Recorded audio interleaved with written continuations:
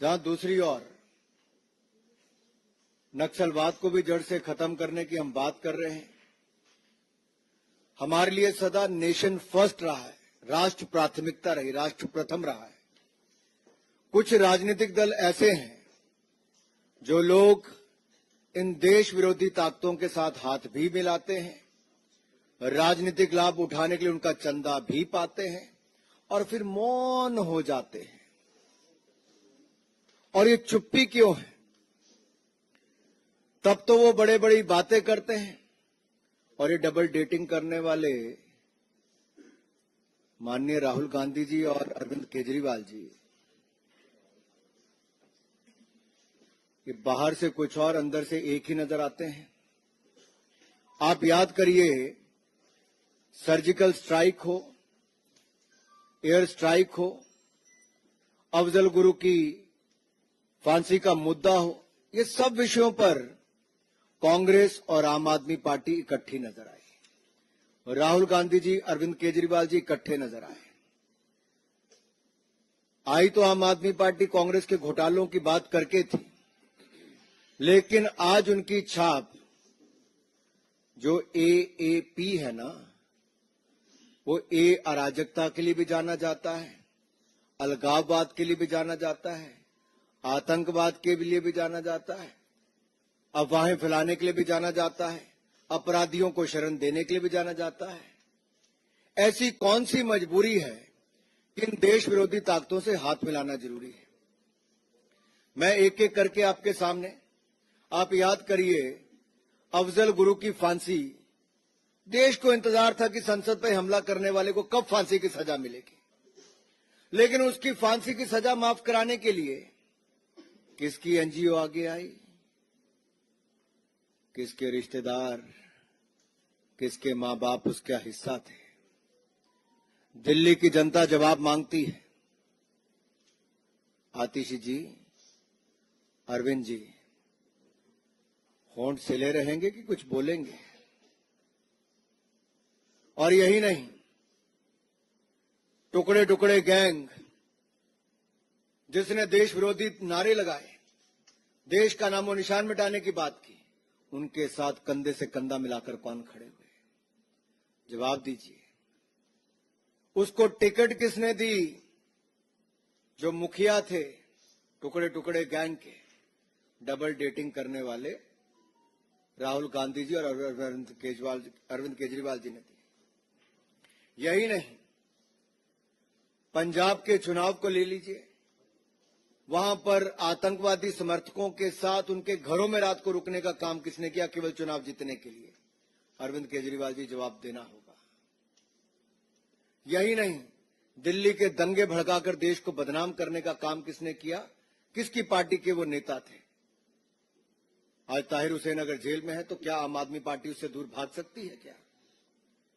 लेकिन ये वही आम आदमी पार्टी और वही कांग्रेस पार्टी है जो बाटला हाउस कांड के शहीद इंस्पेक्टर अमित शर्मा, उनकी शहादत पर प्रश्न चिन्ह खड़ा करते हैं। बात यहीं तक रुक जाती तो अलग थी।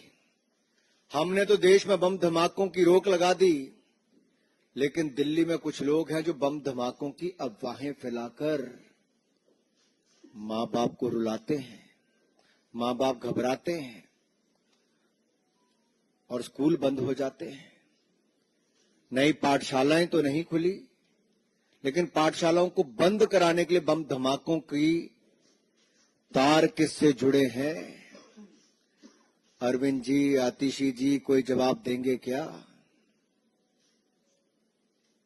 कि राहुल गांधी जी भी यहां पे चुप रहेंगे, उनसे सवाल नहीं पूछेंगे? सवाल ये खड़ा होता है कि दिल्ली में डराने का, धमकाने का ऐसे 400 बार ये काम कौन करता है? आज इस बात का जवाब देना ही होगा। और फॉरेन फंडिंग, जो ऐसे आतंकवादी सोच के समर्थक हैं, आतंकवादी सोच को आगे बढ़ावा देते हैं, जो हिंदुस्तान का नाम और निशान मिटाना चाहते हैं, जो खालिस्तान बनाना चाहते हैं, उनसे फंडिंग लेने का भी अपराध क्यों किया?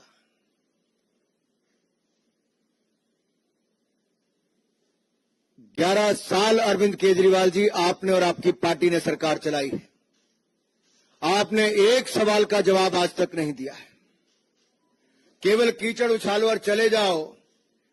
इसमें भी नरेंद्र मोदी जी की गारंटी है। ये मोदी की गारंटी है कि हर महिला के खाते में 2500 रुपये महीना डालेंगे, करके दिखाएंगे। हम अपने राज्यों में भ्रष्टाचार पर नकेल कसते हैं। जैसे मान लीजिए दिल्ली में 2026 करोड़ का शराब घोटाला नहीं होता तो कितने लोगों के पक्के मकान बन जाते, सड़कें बन जाती, पानी साफ मिल जाता। और ये जो आप 2500 रुपये कहते हैं ये भी उनके खाते में पहुंच जाता। भाजपा का दूसरा नाम सुशासन और विकास, good governance and development. What is BJP is known for? Known for good governance and development. और आपको अंतर यही देखना है, कुशासन देखना है तो आम आदमी पार्टी को देख लीजिए। 11 सालों में ना पानी मिला, ना सड़कें, ना हवा, कुछ ही साफ नहीं है। दूसरी ओर जहां जहां भाजपा की सरकारें हैं हमने वहां करके दिखाया। मैं आपको छोटा सा उदाहरण उत्तर प्रदेश का देता हूं, आपके साथ लगता राज्य है, मैं बहुत दूर का नहीं दे रहा। आप नोएडा, ग्रेटर नोएडा में जाइए। जब सपा की सरकार थी तो क्या वहां पर गुंडागर्दी थी। आज वहां से गुंडों का पलायन हो गया, अंकुश लग गया। आज उत्तर प्रदेश का विकास देखिए। ऐसे हमारे अन्य भाजपा शासित राज्य, गुजरात हो, मध्य प्रदेश हो, असम में देखिए, त्रिपुरा, हरियाणा में तीसरी बार हमारी सरकार बनी। ये सब तब संभव हुआ है गुड गवर्नेंस, सुशासन, जिसने विकास को गति दी है। इसी तरह से जब हम दिल्ली में आएंगे, दिल्ली में जो लीकेज है, जो खाने का काम आम आदमी पार्टी ने किया, उस लीकेज को बंद करेंगे, खाने वालों को बंद करेंगे, दिल्ली के खजाने भरेंगे। मदन लाल खुराना जी हजारों करोड़ रुपए खजाने में छोड़कर गए थे। आम आदमी पार्टी और कांग्रेस उसके बीच में जो आई, खजाने खाली करके गई है। विनीत जी,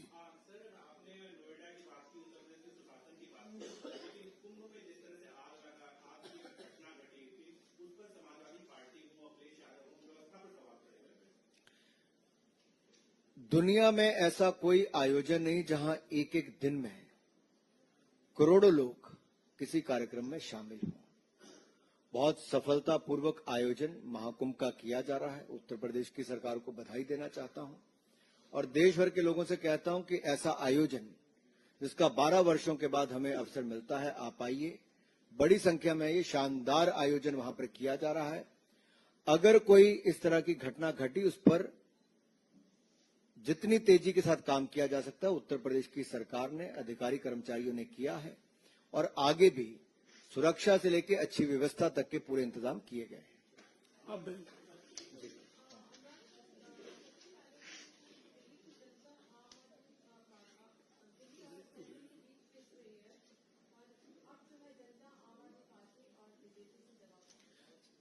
कांग्रेस के नेताओं ने जो कहा वो एक तरह से इशारा किया है कि अरविंद केजरीवाल जी अपनी विफलताओं को लेकर मुंह तो खोलते नहीं, लेकिन बार बार ये कहते हैं अगर केंद्र ये करेगा। तो मैं दिल्ली की जनता से कहता हूं, दिल्ली में यानी कि केंद्र में भारतीय जनता पार्टी की सरकार है, दिल्ली में भाजपा की सरकार बनाओ। ये शिकायत करने वाले आम आदमी पार्टी को बाहर का रास्ता दिखाओ, ताकि कोई शिकायत करने वाला ऐसा ना रहे, झूठ बोलने वाला ना रहे कि खुद कर ना पाए और दूसरों पर ठीकरा फोड़ें। आप भाजपा को अवसर दीजिए। दिल्ली वालों, हम आपसे जो वायदे किए हैं वो मोदी की गारंटी, हर वायदा पूरा करके दिखाएंगे। गौरव जी, गौरव जी,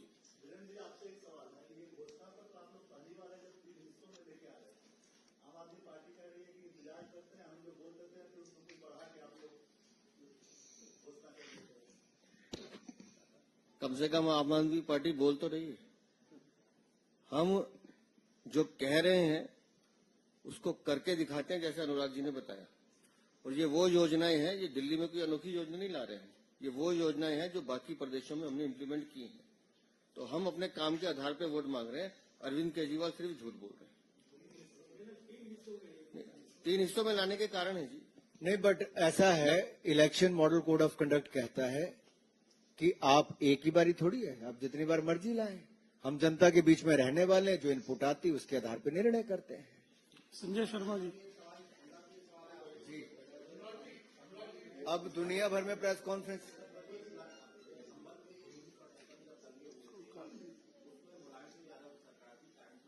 की बात है। आप धीरे धीरे देखिए, चुनाव में आपको सभी हमारे बड़े नेता दिल्ली में दिल्ली की जनता को बेहतर दिल्ली देने के संकल्प के साथ दिखाई देंगे। सुचित्रा जी है नहीं।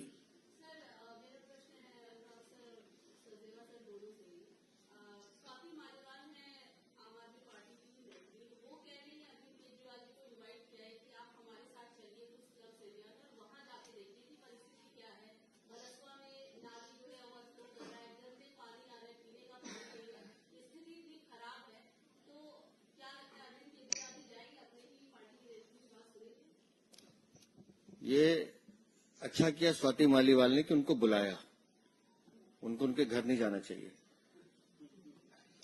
अरविंद केजरीवाल के घर तो कम से कम नहीं जाना चाहिए। और जहां तक दिल्ली की स्थिति की बात है, जिस स्थिति का जिक्र स्वाति मालीवाल कर रहे हैं, दिल्ली में सीवर ओवरफ्लो के कारण 15 मिनट की बारिश के जमाव के कारण दिल्ली में 60 से ज्यादा लोग अकाल मृत्यु को प्राप्त हुए, जिसमें ऐसे ऐसे हमारे नौजवान थे जो आईएएस आईपीएस बन सकते थे। अरविंद केजरीवाल उसका जवाब नहीं देते। दिल्ली में गंदा पानी मिलता है, 20,700 लोग एक साल में अस्पताल में मर जाते हैं गंदा पानी पीने से। अरविंद केजरीवाल उसका जवाब नहीं देते। दिल्ली की माताएं बहनें एक एक बूंद के लिए पानी के लिए तरसती हैं, उसका जवाब नहीं देते। और अगर उन्हीं की पार्टी की राज्यसभा सांसद स्वाति मालीवाल ये सवाल उठा रही हैं तो कुछ तो बोलो अरविंद। अरविंद जी के शीश महल में स्विमिंग पूल में पानी फ्लो करना चाहिए, बाकी तो। हिमांशु तिवारी जी।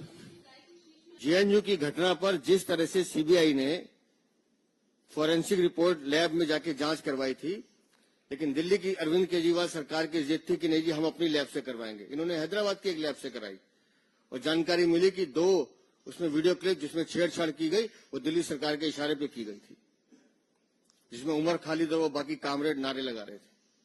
कितना बचाने की कोशिश करोगे? और फिर जब उमर खालिद पे कहा कि मुकदमा चलाने की अनुमति मांगी दिल्ली पुलिस ने, तो अरविंद केजरीवाल ने फाइल दबा कर रखी, अनुमति देने से मना कर दिया था। ये सब बातें रिकॉर्ड पर हैं। तो किसको पालना चाहते हैं आप? अवैध बांग्लादेशी रोहिंग्या, उसमें आपकी जान बचती है अरविंद केजरीवाल।